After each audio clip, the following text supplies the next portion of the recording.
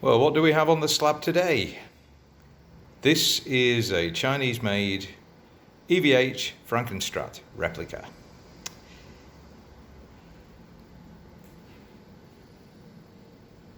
Now, as is common with these things, they have paid minute detail when they're putting the body together.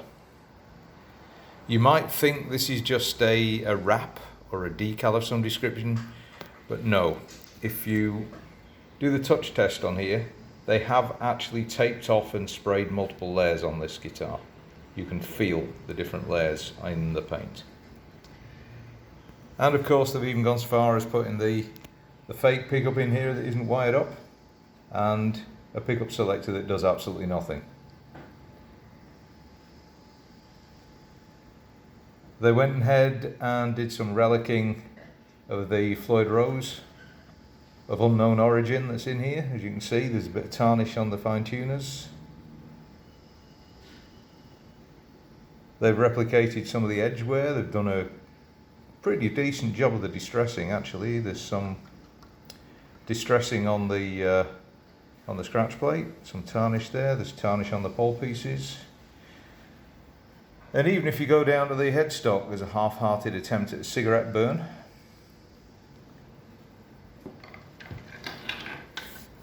Pick it up and flick it over. Well, I fitted the Allen key holder.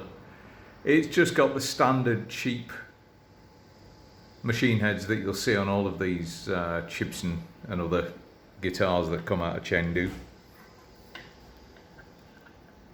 But again, they've done some tarnishing, done some relicing on the back plate. The neck screws are tarnished and rusted. Even the trem springs are tarnished and rusted, as is the trem claw. So what is it with this guitar? What did I find when I got it out of the box? Well, here's the first problem I found. This root out the back here was not sufficiently large. So the boss here that the Floyd Rose arm fits into was catching on the body. So the trem would never return to tune.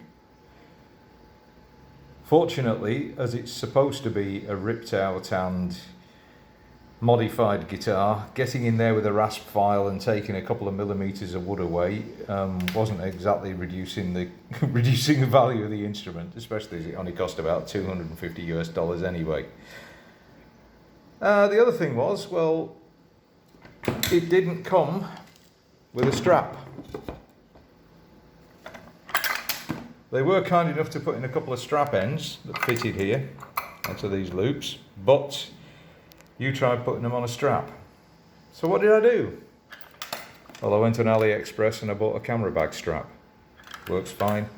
Has a nice padded shoulder. Had a nice padded shoulder bit. It's a cheap Floyd Rose. The arm doesn't stay tight, but it plays in tune. It comes back to tune when you use the Floyd. The other bad thing, right? This pickup here squealed like a pig as soon as there was even one gain pedal in play and stage volume. It gave horrible microphonic feedback, so I got a local tech to wax pot it. The fretwork was fine. Didn't have to do any leveling or anything. No high frets. The only other thing to note about this guitar is it's quite heavy. It's the heaviest Strat style I have this side of my 1977 Kimbara Strat copy, which weighs as much as a Les Paul. Okay, let's plug it in and hear what it sounds like.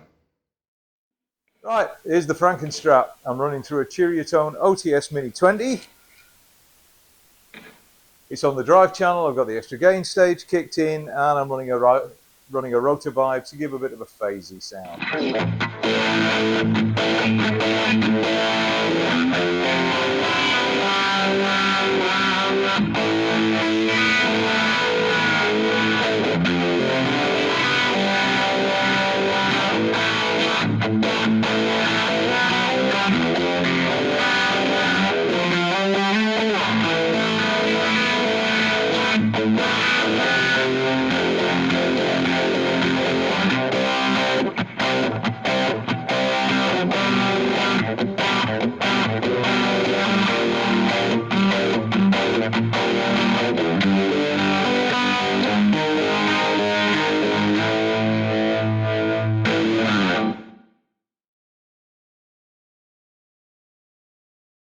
Okay, so it pretty much does what you expect. The humbucker isn't very high output. It's been wax potted, so it's taken a bit of that microphonic edge off it. Still squeals a little bit for gain's high. Say I'm just running through a crank valve amp at the moment.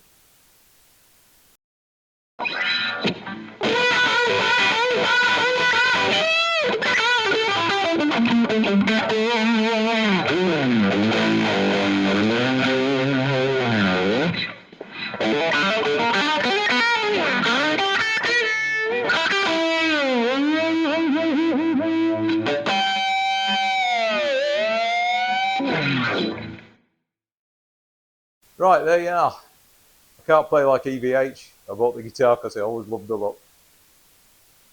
Cheers then. Don't forget to like and subscribe. See you all.